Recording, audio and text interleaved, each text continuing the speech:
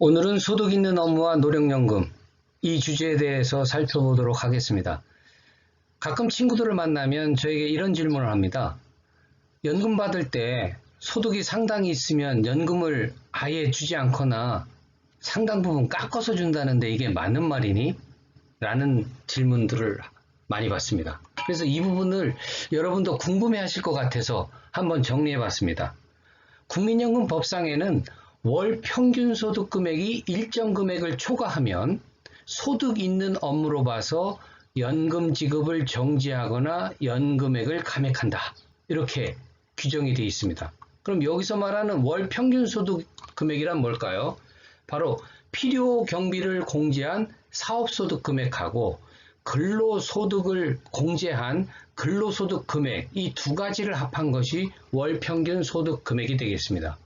그럼 일정 금액이란 연금수급 직전 3개년간의 전 가입자의 평균 소득월액의 평균액입니다. 그래서 우리가 가끔 A값 이런 말을 많이 듣는데요. 바로 그 A값이 바로 일정 금액이 되겠습니다. 그래서 매년 이 금액은 달라지는데요. 2020년 기준으로 보면 243만 8,679원이고요.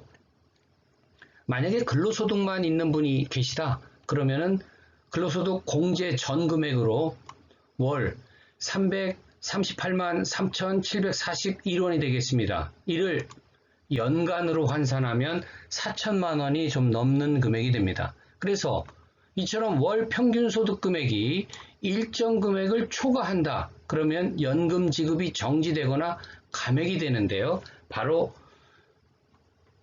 정상적인 연금보다 5년 먼저 당겨받을 수 있는 것이 조기노령연금입니다. 이렇게 조기노령연금을 수급하다가 바로 이 소득 있는 업무에 해당이 됐다. 그러면은 그분은 연금 지급이 정지가 되고요. 그리고 연금 수급 개시 연령부터 5년 동안은 소득 있는 업무에 해당이 될 때는 감액하도록 되어 있습니다. 그런데 여기서 말하는 감액은 한없이 하는 것이 아니라 자기가 받는 노령연금액의 2분의 1까지로 제한을 하고 있습니다. 여기서 하나 강조드리고 싶은 것은 바로 5년 동안입니다. 즉 5년을 초과해서 연금 수급 개시 연령부터 5년을 초과했는데도 내가 상당한 소득 활동하고 있다 라고 할지라도 연금액의 감액은 없다는 거 말씀드리도록 하겠습니다. 그럼 예를 한번 들면요. 자, 2020년 현재 58년생인 조기노령연금 수급자가 있다고 볼 때 그분이 A값을 초과하는 만약에 소득 활동을 계속 하고 계시다면 62세 미만까지, 즉 연금 수급 연령 도달 전까지는 정지지만 62세부터 67세까지의 5년 동안은 연금액을 감액한다는 뜻이고요. 그리고 67세 넘어서 이분이 계속 소득 활동을 해서 일정 소득 이상의 소득이 있다 하더라도 연금액의 감액은 있다 없다? 예, 없다는 거 이해해 주시면 되겠습니다. 자, 그러면 이처럼 이분이 받고 계신 그 감액되는 연금, 이 감액 기준이 어떻게 되는지 한번 살펴볼 필요가 있겠죠. 아래 이제 표시가 되어 있습니다. 표로. 그래서 A값을 초과하는 소득월액이 얼마냐에 따라서 감액 산식이 다르고요. 거기에 따라서 월 감액 금액이 결정이 됩니다. 예를 들어서 243만 8,679원을 초과하는데 100만 원까지 초과하는 금액은 초과분의 5%, 그래서 최대 5만 원까지 감액이 된다. 뭐 쉽게 말씀드리면 한 348만 뭐 이 정도의 소득이 있다. 그러면 100만 원 미만 초과니까 많아봐야 5만 원 감액을 한다. 이렇게 이해하시면 되겠고요. 그 이상의 초과 금액에 대해서는 표에 따라서 여러분이 참고하시면 되겠습니다.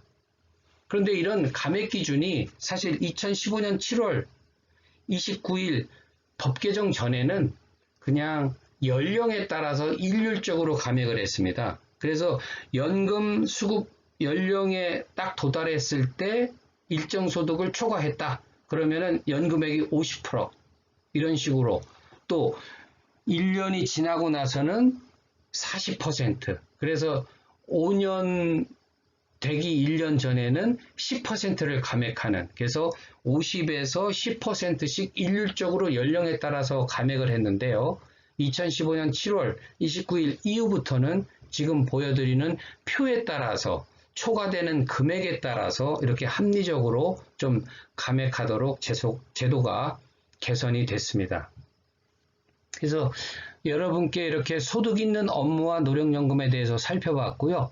그래서 나중에 이제 조기 노령연금도 설명해야 되겠지만 미리 받는 것이 아니라 연금을 받을 수 있는데도 불구하고 나중에 받겠다는 또 연기연금이 있습니다. 그 연기연금은 뭐 1년 늦춰 받을 때 7.2%씩 또 추가로 얹혀주기 때문에 유리한데요. 바로 그런 연기연금을 신중하게 고려해 볼 수 있는 분들이 이런 소득 있는 업무하고 관련돼서 연금액이 감액된다면 한번 연기연금을 적극적으로 한번 고려해 볼 필요가 있겠죠. 자, 이 부분도 나중에 더 부연 설명드리도록 하겠습니다. 자, 오늘 제가 준비한 것은 여기까지고요. 제가 유튜브를 시작하면서 얼마 되지도 않았지만 너무 많은 것을 올리다 보니까 체하실 수도 있겠다. 그런 생각이 들어서 다음 주부터는 가능하면 월, 수, 금에 하나씩 올리도록 하겠습니다. 자, 제가 드리는 정보가 괜찮다 생각하시면 구독, 좋아요 눌러주시고요. 또 아래 댓글도 잘 달아주시고 궁금하신 것도 댓글에 남겨주시면 제가 모아서 또 이렇게 하나의 자료로 정리해서 올릴 수 있도록 그렇게 노력하겠습니다. 예, 감사합니다. 좋은 주말 되세요.